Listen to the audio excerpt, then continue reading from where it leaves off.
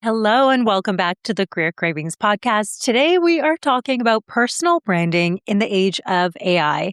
And the reason why personal branding is more important than ever is because AI has started to take over entry-level, administrative, and those really task-heavy roles. The market's changing really fast. And if you want to stay relevant, employable, promotable, you do need a strong personal brand. So today we're diving into how to create one internally at your organization as well as externally. So let's dive in. Hey, it's Irina and welcome back to the Career Cravings podcast. This podcast has a simple mission. It's to help ambitious professionals like you build the career and life that you've been craving. Over the past 15 years, I've worked as an HR leader, designed hiring systems, led recruitment teams, and I've sat on the other side of the hiring table. I've seen what works in today's job market, what doesn't, and what separates those good candidates from the ones that actually land their dream roles. Now I'm bringing everything I've learned straight to you. Each episode is packed with actionable insights and tools to help you land your dream role sooner. Now let's dive in.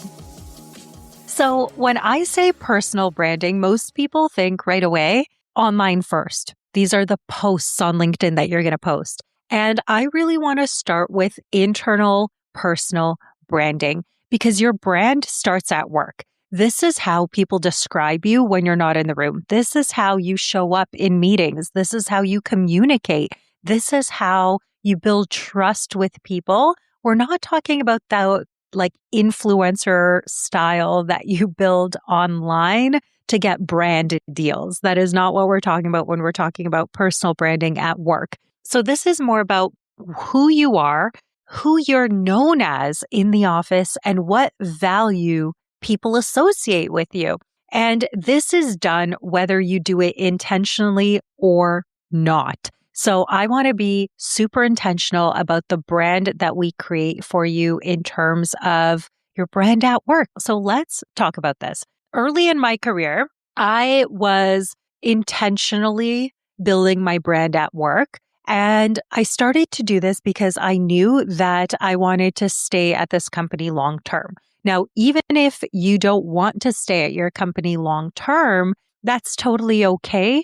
But this personal branding exercise is actually going to help you build relationships with people that can carry on even if you leave the organization. They could be strong references for you when you have a great personal brand because they know what comes to mind in terms of when they think of you, and they know exactly what it's like to work with you. They know exactly what it's like when you work on a project together, and they can describe this easily. Also, these are people that can help you in your future because we all know that your city, wherever you live, is likely a small place in terms of you might live in a huge city, but networking circles are small. And I have run into the same people throughout my career from one company to the next. And now that we're living in a fully digital society, this happens more and more. So I want to make sure that we are all thinking about our brand intentionally. So what do I mean by personal brand at work? These are your values. Your values translate into your brand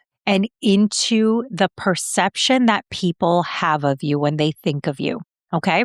So earlier in my career, again, I was focused on building my brand internally. This had nothing to do with social media or posts or anything. I don't think I even used LinkedIn back then. Like, of course, I had a profile, but I was definitely not like going on or DMing or messaging anyone or having conversations out there. But I was really focused on growing my career internally. And this happened to go well and I happened to be promoted. But what I was thinking about was, okay, what am I going to be known for? And where I started was looking at the company values and seeing where they intersect with my own. And one of the values that my company had, that I had as well, is this get it done mentality. So I am someone just by nature, not at that company only, it's who I am today. If you give me something to do, consider it freaking done. Like, don't even worry about it. It is already done. Like, I am someone who always delivers on what I say I'm going to deliver. If I say I'm going to do this thing by this date, come hell or high water, this is getting done, okay? And I'm someone who lives by that. And people, my clients, got to know that as well in that job, right? So get it done. This was a big value for the organization, and it was something that I personally lived by. So that was a great example of people that I worked with, whether they're in my department, whether they're part of my team, whether they're my clients at work, because in HR we have lots of clients. They knew that if something was left with me, it would get done. They can trust on me. They can depend on me. You know, those people that like, you just know you leave something with them and you're like, they're going to forget. Like they didn't put it in their calendar. They're not going to get it done. I'm going to have to follow up 3 times. Then they're going to take a week to get back to me. That is something intentionally that I was like, that is not who I am and no one will know me as that, right? So that's an example. Another example in that role, when I think back, a huge part of my personal brand was being data driven. So one of the things that I never liked about HR is how hand wavy some things are. And if you're like, what is hand wavy? It's like, I feel like this is probably the case. It's like, no, we are going to use data to know whether or not that is the case or not. And people really loved this. And it got to the point where I started using data in like all of my presentations, all of my recommendations to clients. I used it everywhere that I possibly could.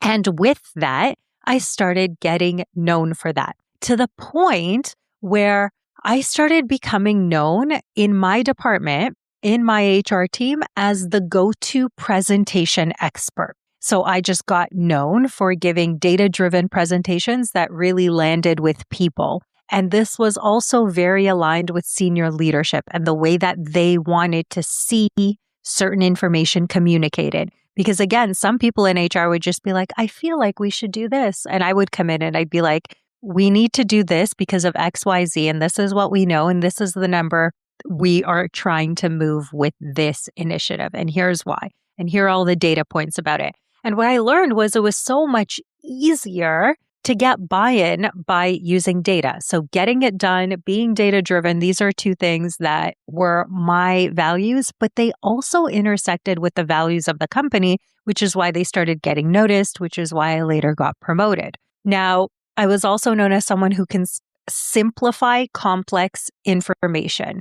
So one thing that I noticed that senior leadership really did not enjoy when I was on calls, like people taking a really long time to explain a simple concept that could be explained much simpler.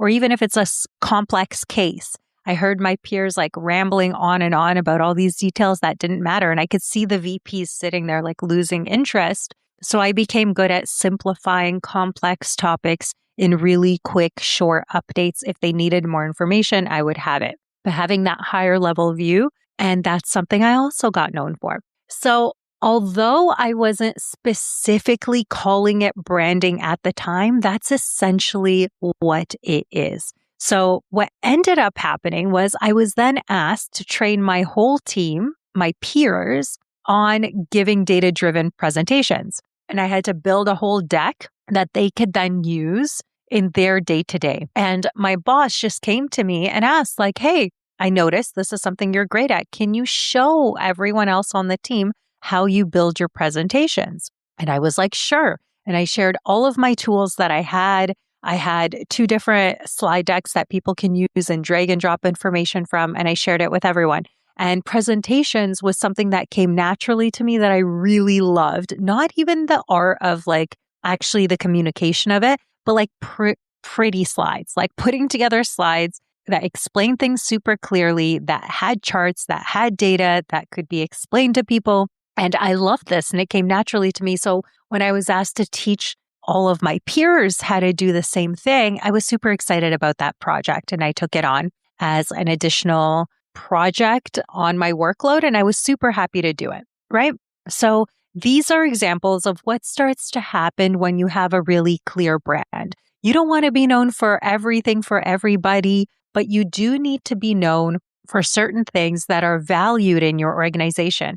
So what I would ask you right now, if you are currently employed, we're going to talk about personal branding outside of work too, but if you're currently employed, think about whether or not you want to stay at that organization long-term really doesn't matter. You still need a great personal brand to even help you get the next role, like we talked about with referrals and just networking, with keeping relationships with people once you leave, even if you're going to resign in the next month. It's all good. You still want to have a great personal brand. You always want to leave people feeling really great about the work that you do. So think about what your company values. Now, this doesn't have to be like the values that are written on the wall. They could be, but what do you know sits well with people? Like I knew the data-driven stuff really landed through practice. I knew that simplifying complex issues really landed with my audience. I knew that getting things done, going above and beyond with those expectations, making sure people can depend on me, this was really valued by the organization. And I want you to think about your own company and what's valued there, because these things can be different company to company. The presentations, being clear, concise, having like great data in there, that was really valued. But think about what is valued at your company and what comes naturally to you. So part of what we are talking about is like, my brand internally was effortless because these are things that I just am like in general, right? So it's like the presentations, I love them. Didn't mind training other people on it. The complex situations quickly, I don't like going on and on about things. I like to just like directly talk about something and move right on. And actually, that's a really great reason why my husband and I get along so well. We're both like that. But I know there's like other people in my life where they just take forever to get to the point. And I've actually been like, what is the point? Like, can we fast forward to that, please? So not a lot of patience there, but it could be looked at as a skill when it's at the right organization too. So think about what is valued and then think about what comes naturally to you, because this is going to be easier when it is aligned, when you don't have to change who you are, right? So think about what comes naturally to you, write those things down. And then what you can think about is how can you make sure that you become known for these things? It could just be 3 things, but how can you display these values in a way where they are repeated over and over again until that is what you're known for? And you can even say what they are to people. Like the example that I gave, the get it done one. It's like I would tell people, okay, I'm going to get this to you by Friday. And P.S., I never miss a deadline. So you'll see it in your inbox there. And then I would try to deliver it by Thursday, right? Just to over exceed, or they would for sure get it by that Friday. It would never be late. So you can even say that to people so they understand and then deliver on it. But if you say it, make sure you do what you say. So that is your internal brand.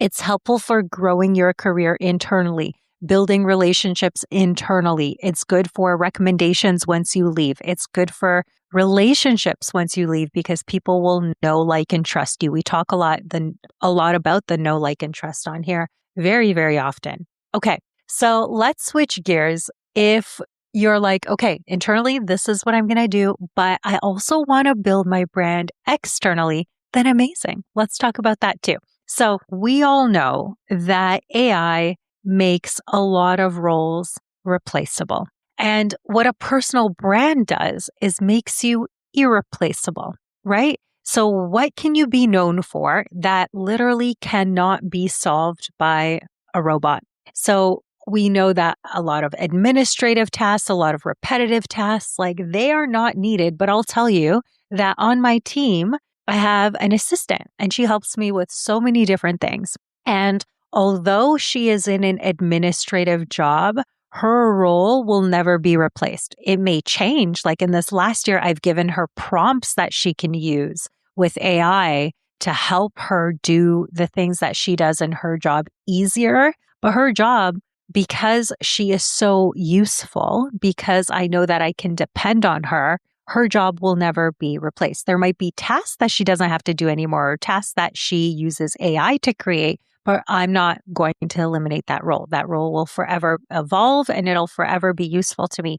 So thinking about, even though AI is making many things redundant, how can you build a personal brand? Because that will help you be someone who is irreplaceable. Okay. So think about, what do I want to be known for? So really similarly to the internal exercise, think about, like, are you someone naturally already? So don't think about things that you want to be in the future, but think about what comes naturally to you and who you truly are right now. And that will be part of your brand. And I'll give you some examples just to kind of think about. Are you data driven? Are you calm under pressure? Are you strategic? Are you a creative problem solver? Are you a connector? Are you a storyteller? Are you a change champion? Are you a process expert, right? So think about what you are naturally great at and what you are known for already on a smaller scale that then you can build into your external personal brand as well. This also helps with your resume, right? When you are clear about who you are as a person and you build a brand about that people can recognize and you can show it to them consistently, even if it's just through the interview process, then that is an element of your personal brand. So once you are clear about who you are, so whether you're the change expert, you're strategic, you're calm under pressure, then I want you to show it consistently. So take on projects that match that. Communicate, aligning with that personal brand element. So let's say you're a process expert. That's something that you can have on your LinkedIn. That can be a part of your tagline. That could be something that is in your about section. That could be something you're posting about, right? You can create a post on like process excellence, how you did that in a role, or just the fact that you're passionate about it. You can like and comment on other process related posts, right? And then you're going to be saying yes to opportunities that are aligned with your brand. Okay. So outside of work, I want you to think about, what are you creating? What is your message? How do you show up online? What is your voice? And what can people expect from you? What do people associate with your content and the type of content that you share? So think of social media for a second, where sometimes I'm on Instagram and I'm not looking at the top left corner where it says the name of the person who posted the story. But as soon as a story comes up, I know who posted it, even if their face isn't in it. Like, I can sense the vibe. You know, those people that are like constantly posting about the same topic, whether it's like diversity or like traumas or books, like you just know when you see a post, even without seeing their name, without seeing their face, you just kind of know who's posting that. So that person is creating a brand and a voice for themselves, whether they're doing that intentionally or not. So it's like, I know that when I see a post about diabetes, I pretty much know who it is about. When I see a post about baseball, I pretty much know who that's from, unless it's like the World Series again and the Jays are in the finals and like the Blue Jays here in Toronto, then like the whole city was posting about it. But you know what I mean? There are certain people that post about certain topics, and that's what you want to do. If you think about this podcast, we are talking about a wide variety of topics, but they all tie back to careers or creating a life that you love in some way, shape, or form, no matter what we're talking about. And that is the consistent message. That is the consistent voice. You know what to expect when you're here, whether it's a solo episode or I'm talking to someone else. We're always going to be talking about careers in one way, shape, or another to inspire you and to help you get tools. Most of these episodes are like mini masterclasses where you have homework, where there are things to think about that you take away, that you apply. It's that personal development aspect. So that is what you can expect. And it's the same with your brand. So I want you to think about the internal and the external are so well tied together, because what I started noticing was that my internal brand started being my external brand as well, right? So this is not about building a multi-billion-dollar brand like Louis Vuitton or something like that, right? This is literally about making sure you know your values first, and then making sure that other people know what to expect of you in a way that is respected, in a way that helps to further your career. Your brand will attract the people to you that you want and repel others as well. So I mentioned the direct tone, right? The getting to the point, like that type of stuff is not for everyone, but it did resonate with my VP audience that I was supporting. So I'm like, well, if they are my clients, then that is how I'm going to communicate. Plus, it's also my preferred way. So it's a win-win-win. So think about that. Now, your brand. Okay, you've identified your values. You know what you want to be known for, but getting the message out there might feel like it's difficult to be consistent. And I don't want you to feel the pressure of perfection. That is not what we're aiming for here. So I know a lot of people wait until they're quote unquote ready right? Like, oh, I'll work on my brand when I move jobs. So when I'm in a new job, that's when I'm going to focus on my brand. And that is way too late. So if you only start worrying about how your new organization is going to see you, it is going to be much more difficult in a new job to create a new persona. And that's not what I want for you. I want you to identify what's natural to you, what you're the best at, what people really admire and respect about working with you, identifying that and doing more and more of that. So I don't want you to wait until next month to start this. I don't want you to wait until the next job to start this. I don't want you, let's say you identify leadership as one of your values and something that you're going to have as your brand, that you're a strong leader. Amazing. But I don't want you to wait till you're promoted to start showing up with leadership skills, right? That will never actually get you promoted. Everyone's going to want to see those skills before they give you the promotion. So don't wait. This is where I see people mess up the most. They wait until later. They wait until they're ready. And your brand doesn't have to be perfect. It just has to be repeated patterns. Okay. So don't think about like, oh, I'm not showing up consistently with my brand online. I'm not posting enough. Don't worry about that. There is so much more to a brand.